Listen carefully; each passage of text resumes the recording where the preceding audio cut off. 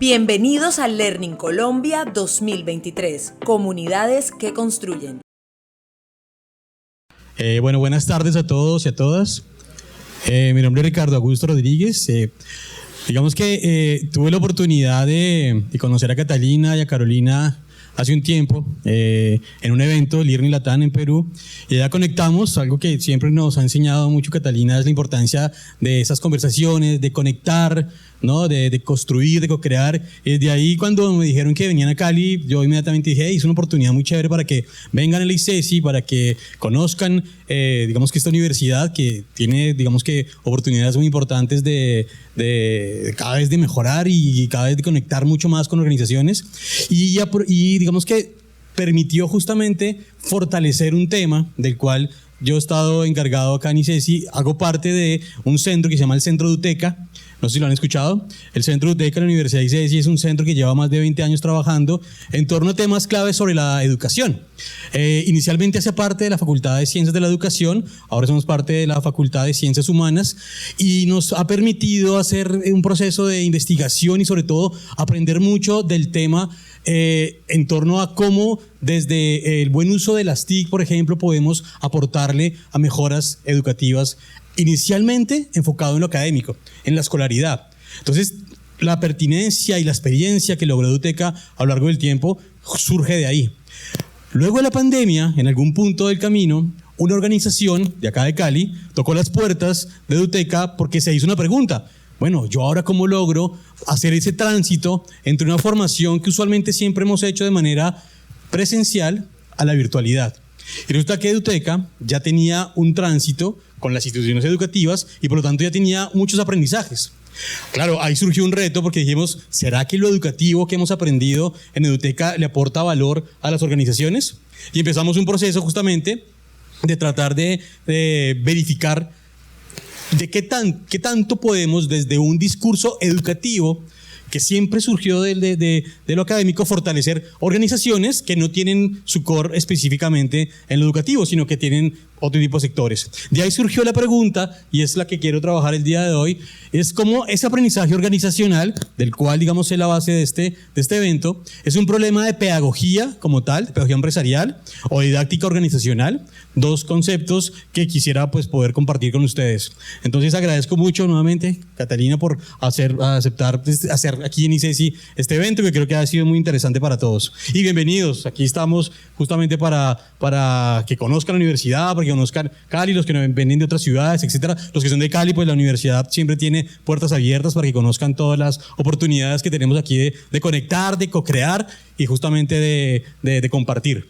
Entonces, bueno, mi nombre es Ricardo Augusto Rodríguez, les conté, soy de Bogotá, llevo aquí en Cali más o menos unos 7, 8 años, y me hago una pregunta importante, y es que como objetivo de aprendizaje de esta ponencia, quisiera explorar justamente esa influencia que puede llegar a tener la pedagogía empresarial y la didáctica organizacional en el fortalecimiento de las prácticas de aprendizaje organizacional. Quisiera ver la pedagogía un poco más allá de su propia etimología. La pedagogía va más allá de reconocer únicamente. Esta mañana, hace un rato nos decía Cristian, etimológicamente la pedagogía tiene un significado y nació de ahí, pero yo siento que es más que eso y tiene una gran fuerza, es un gran poder que puede transformar sociedades. Entonces voy a trabajar 4 temas claves sobre la base de la pregunta. Un primer tema tiene que ver con qué es la pedagogía empresarial. La idea es explorar un poco el papel que ha tenido la pedagogía empresarial a nivel histórico y relacionado con su contexto y con su contexto organizacional. Luego, desprendido de ese concepto de pedagogía empresarial, cuáles modelos pedagógicos han surgido justamente en ese contexto de las empresas y de qué manera esos modelos han surgido y le han dado forma a lo que es la formación artesanal, industrial y sobre todo al aprendizaje organizacional.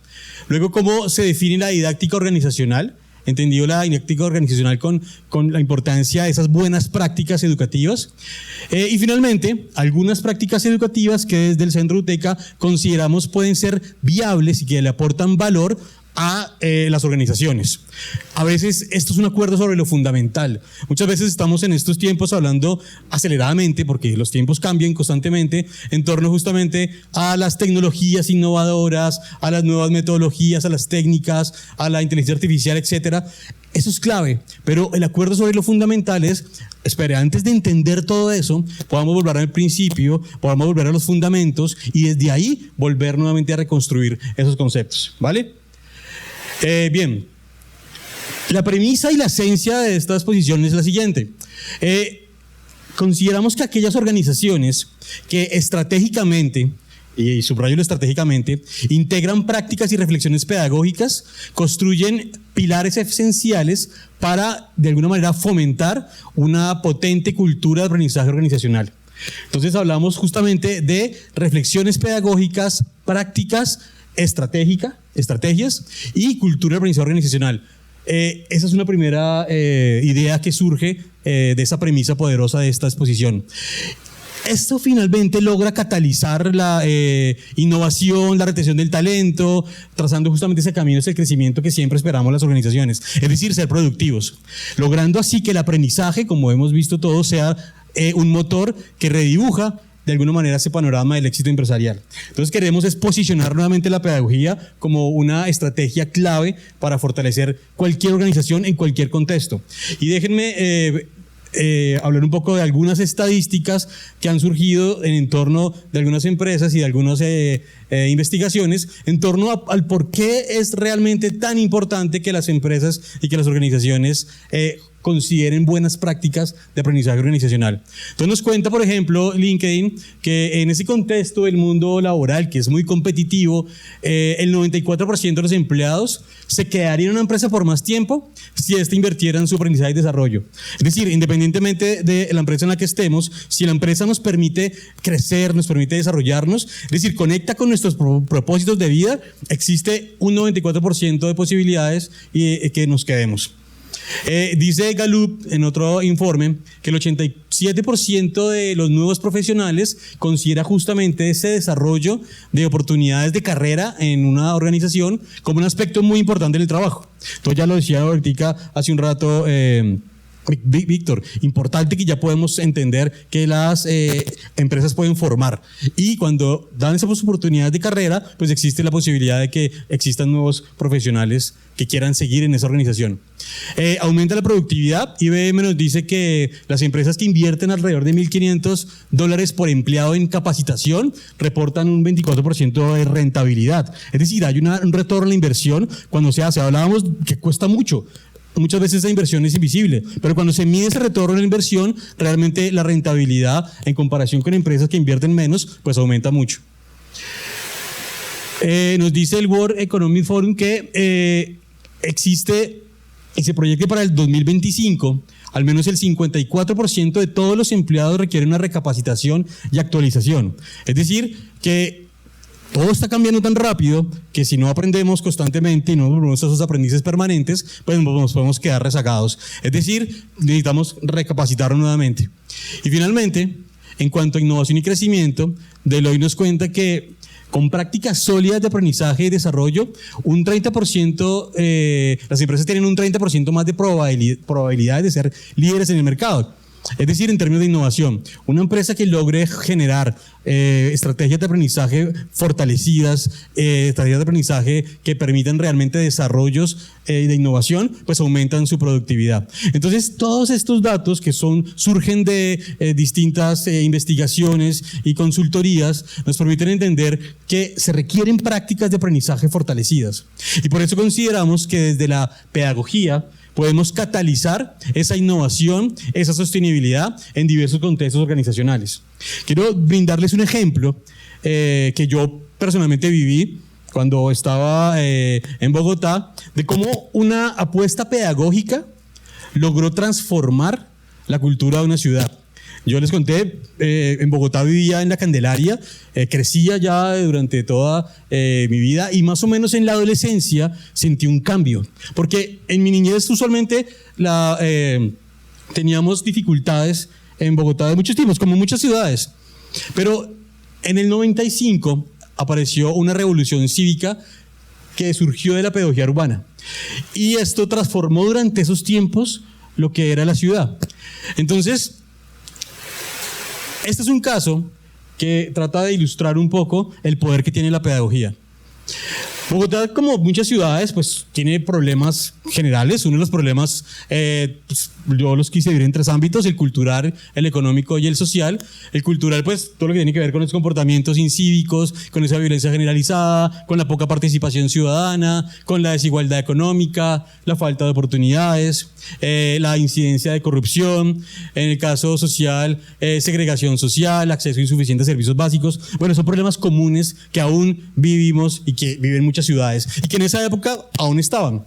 Pero esa época, digamos que tuvo una transformación justamente por la manera en la que se aplicó la pedagogía urbana.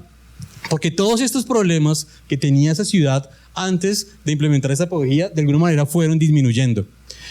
Por ejemplo, a través justamente de esos métodos y esas estrategias pedagógicas no convencionales, la pedagogía urbana transformó la cultura de una ciudad en caos. Recuerdo mucho que en Bogotá se hace el Festival de Teatro, pero cuando esta pedagogía urbana apareció, ese primer Festival de Teatro que fue en el 95 fue una cosa majestuosa.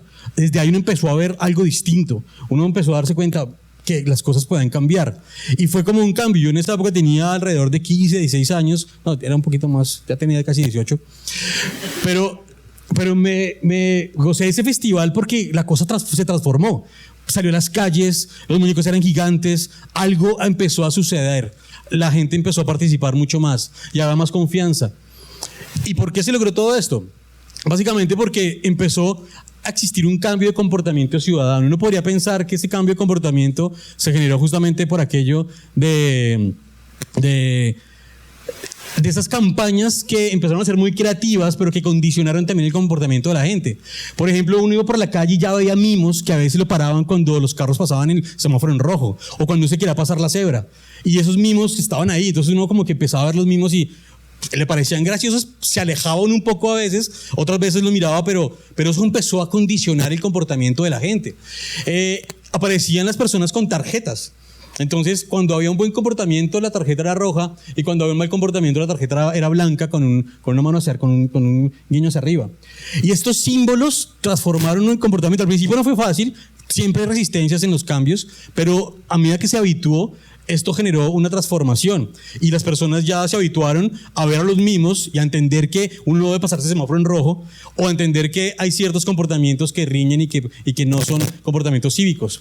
Por otro lado, cada una de las casas y apartamentos en Bogotá empezó a aparecer con un símbolo, y ese es Yo ahorro agua. Entonces empezaron esas campañas de concientización muy fuertes, esas campañas de decir, bueno, el agua es importante, vamos a cuidar el medio ambiente, y esto, a medida que se fue generando ruido y que fue generando imágenes y frases poderosas, disminuyó el consumo del agua. Asimismo, se mejoró la recaudación de impuestos. Surgieron frases poderosas como todos pagan, el recurso público es recurso sagrado, o nuestros derechos cuestan dinero. Y hacer constantemente esas frases simbólicas empezó a generar que la gente de alguna u otra manera empezara a sentirse con la necesidad de pagar. Y en el ámbito social, por ejemplo, se redujo mucho la violencia.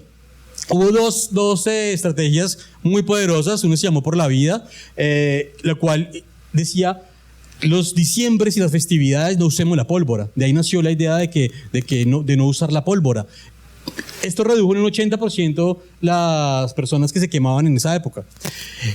Fue muy criticada al principio, pero fue prohibida. Y la ley Zanahoria, que fue la más curiosa. Yo tenía 18 años y me tocaba entrar melón en la mañana a la casa. Ahí empezaron los after party y otras cosas, pero digamos que la ley Zanahoria empezó a generar esa necesidad de bueno, vamos a cuidarnos. Y redujo. Pueden ser muy criticables estas estrategias porque muchas son, digamos que condicionantes de un comportamiento, pero de alguna manera logró transformar. Yo pienso que una idea clave que tuvo esta campaña es el saldo pedagógico. Y tiene que ver cómo esto es una idea que señala que de alguna manera toda acción de gobierno es susceptible y debería usarse justamente para enseñar. Entonces, cualquier momento es viable para poder enseñar, una conversación, invitar a reflexiones, etc.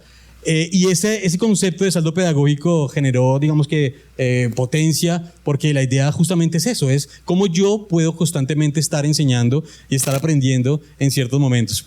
Este es un artículo que escribió el alcalde de Mocos en esa época. Pues estos artículos que ven acá, todos estos van a estar, esta es una plataforma Miro, así que están descargables. Ahorita yo les paso el QR para que los puedan descargar.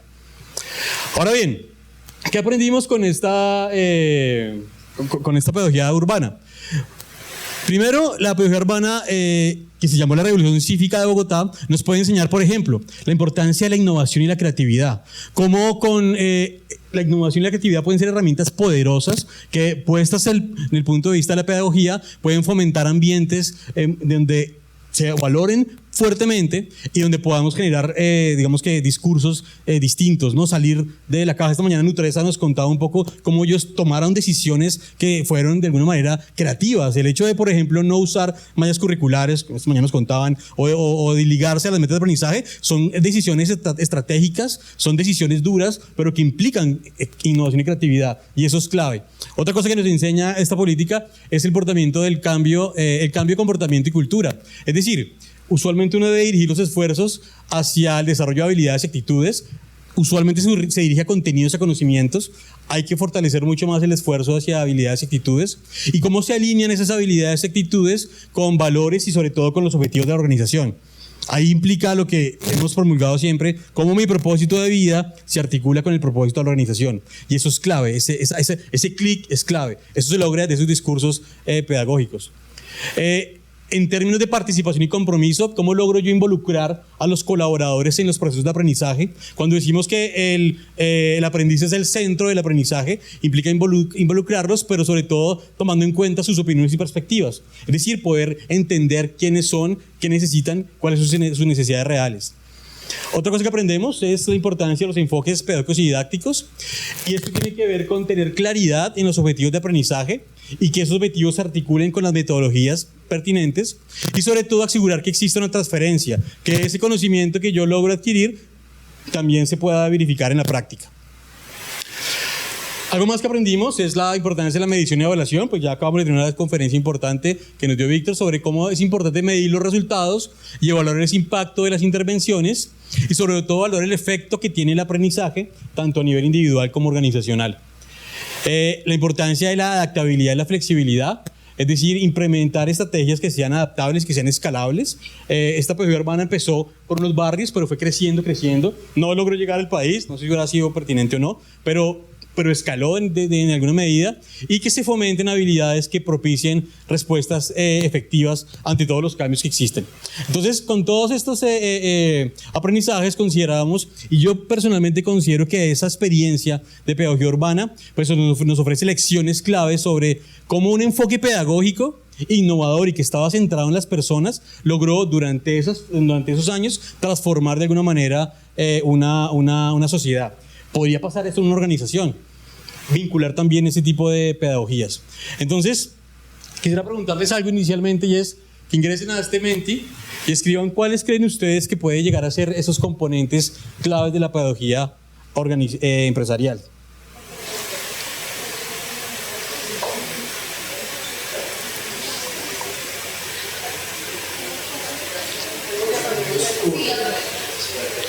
¿Puedes apagar allá? Está grabando. Un momento.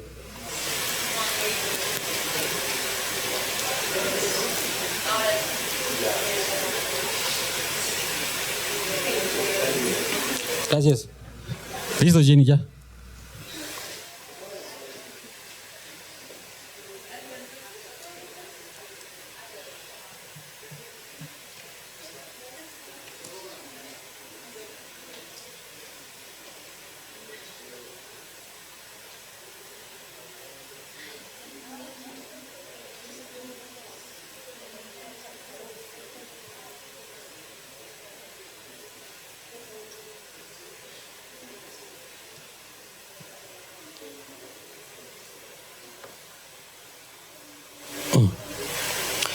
Con algunas respuestas de cultura inicialmente, estrategia, medición, innovación, que esté centrado en el estudiante, que exista un diseño pedagógico, alineado a los objetivos, que exista evaluación, procesos de mejora.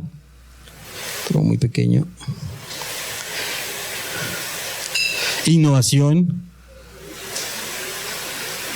medición, formación, todos son componentes totalmente claves de la pedagogía empresarial.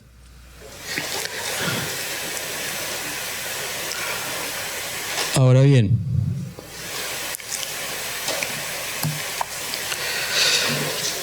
quiero entonces responder esta pregunta y es, bueno, ¿qué es la pedagogía empresarial? Vamos a explorar un poco su papel y su objetivo en el contexto de la organización. Antes de esto, la pedagogía empresarial pues surge justamente de lo que es la pedagogía, ¿no? Para definir la pedagogía hay un artículo muy interesante que es este de el profesor María Díaz. Ella habla de que el estudio, de que la pedagogía es un estudio sobre todo de la práctica de la educación, pero hay un concepto clave y es la importancia de la multidisciplinariedad en la pedagogía. Es decir, toda pedagogía implica un campo multidisciplinar, implica entender y abarcar aspectos como los aspectos filosóficos, psicológicos, sociales, antropológicos, etcétera, que implican las interacciones que tienen los sujetos. Es decir, la pedagogía siempre está presente en la interacción que tenemos los sujetos. Y justamente de ahí surge una frase muy chévere del libro del profesor Fernando Sabater, que habla que de aquí que todos los seres humanos seamos capaces de enseñar algo a nuestros semejantes, e incluso que sea inevitable que antes o después, aunque de mínimo rango, todos hayamos sido maestros en alguna ocasión. Es decir, no somos animales únicamente racionales, como nos contaba Aristóteles, sino también animales pedagógicos, y constantemente en esa interacción estamos aprendiendo y enseñando algo. En ese sentido, la pedagogía, nos cuenta el profesor Zambrano, es el concepto fundamental de la educación y constituye la gran puerta a la cultura. Y esa puerta que entra a la cultura se logra, digamos que, fortalecer a partir de los conocimientos y saberes. El puente que conecta la pedagogía y la cultura son los conocimientos y saberes. Ahora bien, hay que entender la diferencia entre qué es un conocimiento y qué es un saber. Usualmente hablamos de los conocimientos. En la organización siempre tenemos en cuenta conocimientos críticos, conocimientos medibles, hablamos de gestión del conocimiento y está muy bien, pero muchas veces olvidamos los saberes que hay ahí. Los conocimientos tienen mucha relación con lo conceptual, con lo teórico, con la información, con las ideas, pero ya los saberes surgen justamente, es un concepto un poco más amplio que el conocimiento y tiene que ver más con lo que yo personalmente hago con ese conocimiento. Es decir, yo puedo conocer, por ejemplo, las notas musicales, un pentagrama, etcétera, pero el saber musical, el tocar un instrumento, es algo distinto, surge de mí. Entonces los saberes surgen de la persona relacionada con un conocimiento. Los saberes son más del ser. Y estos son importantes en la organización porque muchas veces los dejamos de lado. Bueno, ¿qué tantos saberes se requieren en una organización para poder fortalecerme en ciertas áreas? Ahora bien, ¿cuál es la pregunta clave que surge de la pedagogía? Hay varias preguntas, pero una pregunta clave que consideramos importante responder es ¿cómo se forma integralmente un ser humano? Esto tiene que ver con el concepto de formación totalizante del sujeto de Gadamer, es decir, ¿cómo se forma integralmente el ser humano? Nosotros nos seguimos formando desde que somos muy pequeños hasta que estamos en la etapa adulta, siempre hay un proceso de formación. Y siempre estamos formando nuestro sujeto integralmente. Por eso somos por eso los seres humanos somos integrales. Y por eso la pedagogía es multidisciplinar. En ese sentido, entonces, sabemos que en el mundo del trabajo, en la empresa, un aspecto más del proceso formativo de cada persona debe ser de alguna manera lo que sucede en la empresa. Es decir, la empresa es un campo más de formación. En ese sentido, también es un campo de actuación de aquellos profesionales de la pedagogía. Los que somos líderes de aprendizaje organizacional en nuestras empresas, debemos tener claro que hay que tener en cuenta ciertos aspectos pedagógicos para poder establecer ese tipo de procesos. De ahí el argumento de esta conferencia. Ahora bien, ¿cuál es la pregunta clave de la pedagogía en una organización? Pues, ¿cuál sería la concepción de ser humano dentro de la organización? ¿Cuál es el compromiso con su desarrollo? Piensen ahorita dentro de sus organizaciones cuál es la concepción de ser humano que logra establecer su organización. ¿Qué tipo de ser humano se forma antes y después de pasar por su organización? Tiene que haber una transformación, porque en la organización también se aprende y se construye el ser. Entonces, en esa transformación, claramente hay una concepción de ser humano que cualquier organización debe tener. No es lo mismo estar en cierta organización bajo cierto sector que estar en otra. Se transforma. En esa medida aparece la cultura organizacional centrada en las personas, aparece la importancia del desarrollo integral, de la participación activa y sobre todo el bienestar de cada individuo que finalmente permite el saber esa concepción de ser humano. Ahora, ya enfocado un poco más en la pedagogía empresarial, entonces la pedagogía empresarial nos dice, surge en Alemania más o menos en la década de los 30, se desprende de la pedagogía como tal y habla... se especializa justamente en la formación de las personas en el ámbito de la empresa. Hubo varios referentes, existen varios referentes fuertes de pedagogía que aunque no habla de pedagogía empresarial, que aunque no acuñaron el término, sí aportaron mucho a su estudio. Pues Peter Drucker, Hernán Simon, Reinhard Mohn fueron como expertos de pedagogía empresarial que de alguna manera trabajaron el tema de la educación en Alemania. Y este concepto se liga en dos grandes aspectos. Primero, como disciplina la pedagogía empresarial desarrolló una serie de marcos de contenido que se convirtieron justamente en materia de enseñanza y aprendizaje en las empresas, pero sobre todo como enfoque, porque como enfoque estudió la relación que existe entre el trabajo y ese espacio donde se da la dicha relación entre la educación y el trabajo. Entonces estudió básicamente esas relaciones y de ahí surgieron dos perspectivas. Analizó las prácticas que han surgido en la empresa a lo largo del tiempo. Una primera práctica que indagó dos modelos, el modelo artesanal y el modelo industrial, y surgió de ese concepto de pedagogía empresarial un modelo teórico, muy teórico normativo, que es el que se conoce como aprendizaje organizacional. Cuando estamos en el aprendizaje organizacional, hay que tener en cuenta que surgió de un modelo justamente del concepto de pedagogía empresarial que viene desde los análisis, desde los estudios de los teóricos en la Escuela Alemana de Educación. Ahora bien, ¿qué principios tiene la pedagogía empresarial? Pues básicamente está centrada en el individuo, ¿no? Reconociendo las necesidades y estilos de aprendizaje, fortalece lo que es la formación continua, la importancia de ese compromiso de la educación y el desarrollo de habilidades para toda la vida, establece un enfoque práctico, es decir, que prioriza la aplicación de conocimientos, se centra mucho en la innovación en la enseñanza, el uso de métodos y de tecnologías innovadoras, establece procesos de evaluación y de feedback que tiene que ver básicamente con cómo me logro tener retroalimentación constructiva. La pedagogía empresarial también habla de la cultura del aprendizaje, la creación de esos entornos que fortalezcan el aprendizaje, y habla de inclusividad, es decir, del acceso equitativo a las oportunidades de aprendizaje y de la adaptabilidad, de cómo yo logro ajustarme de acuerdo a lo que estoy aprendiendo. Entonces, se parecen mucho a esas que vimos de lo que aprendimos con la pedagogía urbana de Mockus, tiene mucha relación con estos principios de la pedagogía empresarial. Ahora, ¿qué modelos pedagógicos han surgido justamente de ese contexto de las empresas? Que fue uno de los enfoques que estudió la pedagogía empresarial. Hablemos de tres enfoques, la formación artesanal, industrial y el aprendizaje organizacional. Entonces fueron tres enfoques claves. El primero es el modelo de artes y oficios. Este modelo pues tuvo su nacimiento en la Edad Media. Básicamente allá se aprendía un oficio a través de la práctica, de la observación directa. Se enfocaba mucho en el desarrollo de habilidades, destrezas específicas. Por ejemplo, el hecho de ser carpintero, herrero, alfarero, el hecho de que esté enfocado justamente en las habilidades individuales que se adquieren a través de la experiencia y de la práctica. Aquí el trabajador básicamente se volvía un experto en su oficio.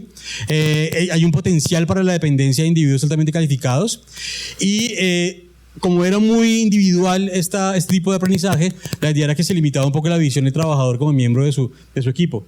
Digamos que en esa época, la Edad Media básicamente era justamente el modelo de artes y oficios. Aún existe hoy. Muchas empresas se encargan justamente de lo artesanal, de la creación de productos. Ahí hay una fuerza de este modelo de artes y oficios. Un segundo modelo es el industrial, ¿no? Que ya emerge con la revolución industrial en el siglo XVIII. Ya el entorno era un trabajo mucho más mecanizado y mucho más estandarizado. Se especializó la formación en la técnica para tareas muy específicas. De ahí surgieron exponentes como el taylorismo y el fordismo, con esa idea de cadena de montaje. Los que vieron la película Tiempos Modernos de Chaplin sabrán a qué nos referimos. Estaba muy enfocado justamente a la eficiencia, la estandarización y la repetitividad, el hacer cosas continuas, básicamente. Cómo se concibe al trabajador como parte de un sistema mucho más grande. Hubo una concepción impersonal y mecanizada del trabajador, es decir, alguien que hace y hace constantemente, y claramente la creatividad y la individualidad pues se veían muy limitadas, porque era uno puede no ser muy creativo. Salirse de la cadena de montaje era salirse del sistema, y por lo tanto al creerse un engranaje pues se dañaba todo el sistema. Ya en el siglo XX pues aparece el modelo de aprendizaje organizacional, ¿no? Ya estamos en la era de la información y conocimiento. Aquí ya se enfoca mucho más en la adquisición de habilidades, de conocimientos. Ya el aprendizaje tiene que ser a nivel individual organizacional. Uno de los principales exponentes pues fue Peter Senge con la organización que aprende. Hubo más, pero pues él es uno de los que más me ha interesado. Y aquí su foco básicamente es en el aprendizaje constante y en la adaptación al cambio. Entonces ya se habla de un desarrollo integral del colaborador, ¿no? Ya hablamos de habilidades, conocimientos y actitudes. Ya se requiere de una cultura organizacional abierta y flexible, y hay una necesidad fuerte en invertir en formación, ¿no? Ya el aprendizaje requiere de tiempos y sobre todo requiere de recursos. Ahora bien, ¿qué podemos aprender de cada uno de los modelos? Por ejemplo, el modelo de artes y oficios nos enseña la importancia de la práctica del aprendizaje directo. Nos enseña la importancia del valor del mentoring y la enseñanza personalizada. Ahora que tenemos como una técnica la mentoría, bueno, esto surge de la escuela o del modelo de artes y oficios, de estar al lado, hay un experto que me enseña algo. La relevancia de la experiencia directa en el aprendizaje, y sobre todo un concepto que vuelve a surgir de manera fuerte, y es el learning by doing, el aprender haciendo, la importancia de aprender en el trabajo. En el modelo industrial aprendimos la importancia de la eficiencia y la importancia de la estandarización. Aprendimos la importancia de la especialización como factor clave también en la capacitación. Y aquí surge el concepto de hiperpersonalización. Cuando hablamos de hiperpersonalizar un contenido o hiperpersonalizar una experiencia de aprendizaje, pues surge justamente de entender ese ritmo, ese estilo de formación de las personas, y surge justamente de acá, de cómo yo me debo enfocar en mis habilidades individuales. Y también en torno a la experiencia del usuario. Ahora hablamos de la importancia de que el diseño de una experiencia de aprendizaje debe tener en cuenta justamente y generar una experiencia en el usuario. Entonces aquí, por ejemplo, al aplicar principios de UX a la interacción del aprendiz con el material del aprendizaje, surge de este modelo industrial como el taylorismo y el fordismo. Y finalmente, en torno al aprendizaje organizacional, pues aprendimos que el aprendizaje es una parte integral, ¿no? Y es una parte continua de las personas. Aprendimos que el aprendizaje debe ser adaptativo. En ese sentido que debe ser adaptativo tanto a individuos como a la organización. Que el aprendizaje para toda la vida pues es un proceso continuo e integral. Y la importancia de la cultura del aprendizaje, fomentando esa innovación y mejora continua. Estos son tres modelos que nos enseñan cosas actualmente, algunos como de la Edad Media, pero que aún nos dicen cosas importantes y sobre la base justamente de la pedagogía empresarial. Ahora, añadido a la pedagogía, hablamos también de la didáctica organizacional, de la importancia de esas buenas prácticas educativas. Entonces, entendemos la didáctica como esa representación entre aprendizajes y saberes. Ahí surge un concepto muy importante, y es el conocimiento didáctico del contenido. ¿Qué nos dice esto? Que para saber enseñar algo, yo antes tengo que tener claro, primero, ese conocimiento del tema. Tengo que saber sobre ese conocimiento didáctico, es decir, cómo se enseña eso que yo quiero enseñar, y el conocimiento del contexto. Hay una pregunta clave de la didáctica, y es cómo se forma el pensamiento, entendiendo el pensamiento como esa capacidad de aprendizaje. Y la pregunta que nos atañe a los líderes de aprendizaje tiene que ver con, bueno, ¿cómo se aprende ese conocimiento que quiero enseñar? Usualmente uno siempre desarrolla un tema, pero no se pregunta, siempre lo hace sobre la base de la enseñanza. ¿Cuál es la mejor técnica de enseñanza, método de enseñanza, plataforma de enseñanza? Pero lo que nos dice la didáctica es, un momento, pregúntese primero cómo se aprende eso que yo quiero enseñar. Ese conocimiento crítico de la empresa que yo necesito para fortalecer la competencia, innovación innovadora de mi equipo. Bueno, ¿cómo se aprende eso? ¿Cómo se aprenden estos conceptos? Eso es un punto clave de la didáctica y eso es lo que se aprende justamente durante toda la vida. ¿Cuánto tiempo me queda, Caro? Ok, 5 minutos más.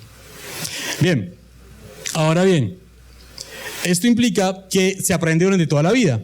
Y por eso tenemos la idea de que en cada momento de la vida siempre aprendemos algo. Y cada momento de la vida desarrolla didácticamente un proceso. Por ejemplo, cuando estamos muy pequeños, en la primera infancia, existe la necesidad de la destreza y la coordinación. De cada momento surge una serie de preguntas didácticas y pedagógicas claves. Por ejemplo, en el caso de la primera infancia, una pregunta clave es ¿cómo sembramos las primeras semillas del aprendizaje en los niños? A medida que pasamos y vamos creciendo, surge la educación superior, la educación media, donde la idea es el aprender a pensar. Entonces aquí nos preguntamos cómo acompañamos ese desarrollo del pensamiento. Pensamiento crítico, pensamiento computacional, pensamiento creativo, etc. Más que el hecho de solamente aprender contenidos, la idea justamente es poder fortalecer el pensamiento. Ya cuando entramos a la educación superior, pues aquí establecemos la vocación y el florecimiento humano. La pregunta que nos atañe es, bueno, ¿cómo cultivamos esas habilidades y experiencias para encontrar nuestra vocación en la vida? Porque la idea de la universidad y de la educación superior es justamente encontrar vocaciones en la vida, que nos permitan justamente articularlo con el aprendizaje organizacional. Ven que la didáctica aquí no solamente atañe a lo escolar, sino que también se va un poco más allá y llega al aprendizaje organizacional. Porque aquí la pregunta del aprendizaje organizacional tiene que ver con ese hacer con sentido. Entonces la pregunta que surge es, bueno, ¿cómo se potencia el aprendizaje continuo y cómo podemos potenciarlo a través de nuestro crecimiento personal y organizacional? Entonces siempre está presente la didáctica y en ese sentido siempre está presente la importancia de las buenas prácticas educativas, sobre la base justamente de esos discursos pedagógicos y didácticos.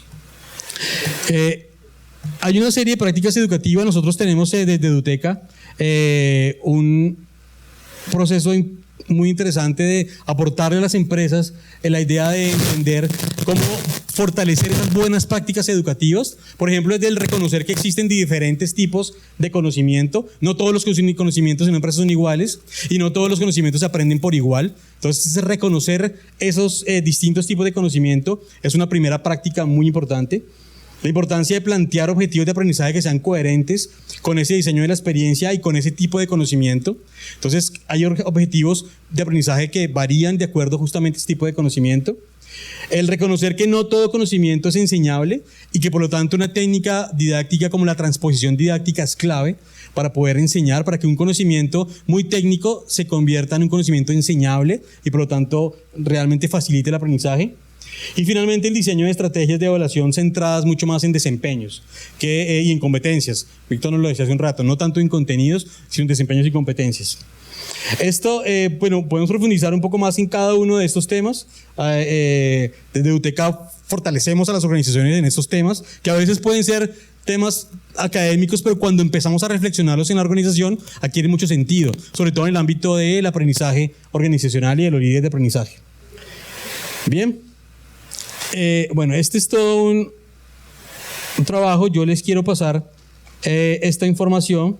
Si quieren pueden escanear y puedan entrar al cuadro, al mapa de Miro. Aquí en el mapa de Miro van a encontrar todos los recursos que hemos utilizado, algunas lecturas, investigaciones, presentaciones. Van a encontrar el boletín de aprendizaje organizacional que tenemos en Eduteca. Después le quito la manito de ahí. ¿Se pueden apagar la luz?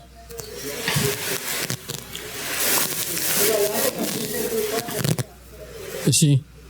Entonces aquí están algunos textos, artículos, lecturas que pueden aportar a su experiencia y que fueron la base de esta ponencia. Entonces, muchas gracias por su atención y que ustedes sigan disfrutando de este evento y sobre todo Cali.